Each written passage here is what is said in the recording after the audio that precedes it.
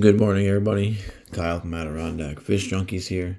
Today we're going to do a little in-depth tutorial video on baitcasters, and we're going to talk about how to set them up, ease of use, and try to help prevent you from getting bird's nest and getting really frustrated when you start using these. Because as you become a more avid angler, a baitcaster is something that you may want to really get involved using, and they are very good for certain applications. And I know when I was young and starting to get into the world of bass fishing a little more, I wish somebody would have made a video like this kind of explaining to me the easiest ways to set up your baitcaster if you're a newbie. So, what I'm going to do is just talk about some of the basic functions of the reel. And I'm going to kind of give you my advice on where to set settings when you first start and what lures to throw when you first start that'll help prevent you from getting bird's nests. Okay, so right off the get-go, number one, this is your star drag system. This is what controls how tight your drag is. So if you spin it away from you, it'll tighten your drag up. Towards you, loosens your drag up. That right there, where it says 7.5 to 1 gear ratio, what that means is every time I revolve this handle all the way down in one rotation, it will spin the inside of this spool 7.5 times around. So what that is it's a good way to understand how fast your retrieval speed will be with a baitcaster, how fast it'll pick up slack line, how fast you'll be reeling in your lures, whatever. Because certain applications, right? If you're trying to slow roll a spinnerbait, you might want a slower presentation or a slower gear ratio. If you're trying to burn stuff, you might want a faster one. Whatever it may be, you'll learn as you go through that certain reels are better for certain things, and you'll get your judgment on how you want to do that.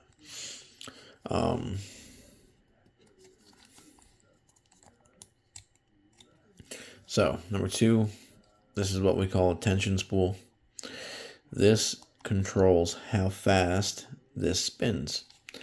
So when you open up, there's your button for casting, obviously. If you turn this away from you, it'll slow down how fast your spool on the inside will spin. Like right now, it's barely moving by itself. If I loosen this up a bunch, it spins a lot easier. Okay, so this slows down the rate of speed in which it's freely spinning. Okay, this is your magnet. Consider this your brake. At the end of your cast, this magnet will apply a magnetic force to your spool inside, which will slow it down at the end of your cast. So tension spool, magnet, drag star. Every reel is different with this too as well. Some of them have this little pin right here where you pull it out.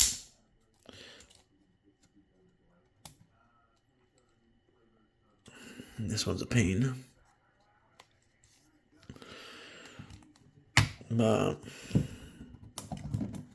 there it goes.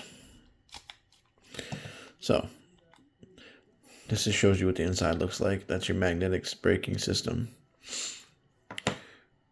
This allows you to pop out your spool. There's your spool housing. Pop it back in. The only time you really need to do this, there's certain baitcasters where you adjust the magnets on the inside. Those are more your high-end baitcasters. But like when you're starting out, the vast majority of them you don't need to do that with. And they can be a pain to get back on. Okay, so we've gone over some of the basic functions of the reel. Now let's talk about setting it up. When I set up a baitcaster, there's a couple things I do that I recommend for people that are new to using these and what would have really helped me when I started out. First thing I would recommend when you start out, keep your magnet. I'm going to crank it around here for you.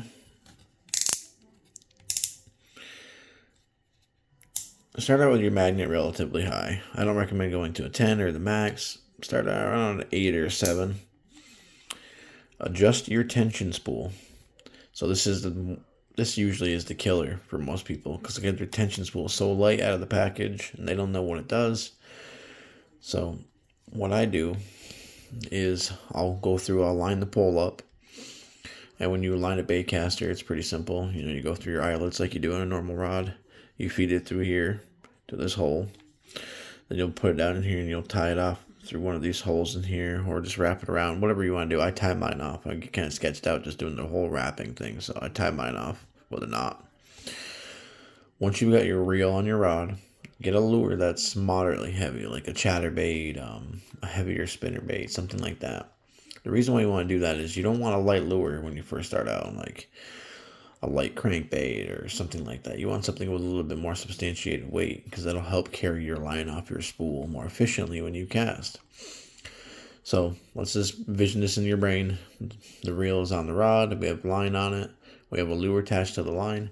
What I do is I will click this and I will watch how fast my lure falls down from my rod. If it looks like it's going very fast and you start to see bird nesting already, which can happen, right? Reel up, increase your tension spool. Do it again. Keep looking at your lure as it falls down from your rod and looking at how fast your spool is spinning.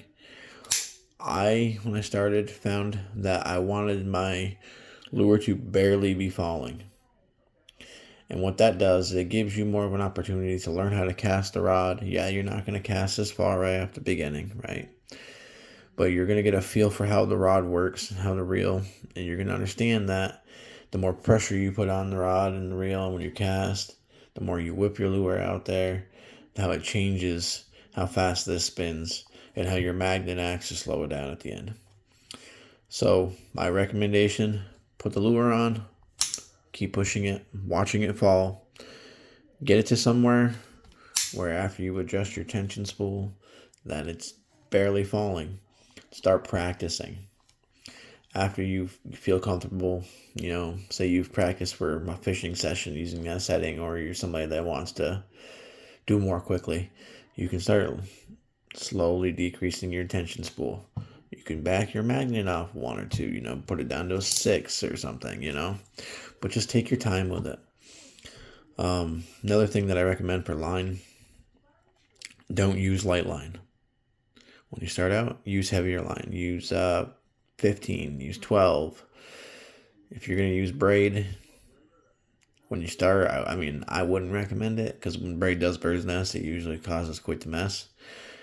So I would stick away from the braid in the very beginning. Get yourself some fluoro or mono, like 15-pound test, 12-pound test, whatever. And just start using that when you first start. And that'll kind of help with the bird nesting as well, because that light line sometimes gets a little crazy in there. So hopefully this video kind of gives you an idea on what each function of the reel does, how to set up those functions of the reel to make it more efficient for you when you fish, and helps you enjoy using a baitcaster and gives you the right foot forward to become a better angler. Thank you guys for watching. As always, like, comment, subscribe. I always have more videos. If you guys have any other suggestions for videos to do, I have all sorts of things we can talk about. I have pretty good knowledge on a lot of things that are fishing related. So thank you guys for everything. Y'all have a good day.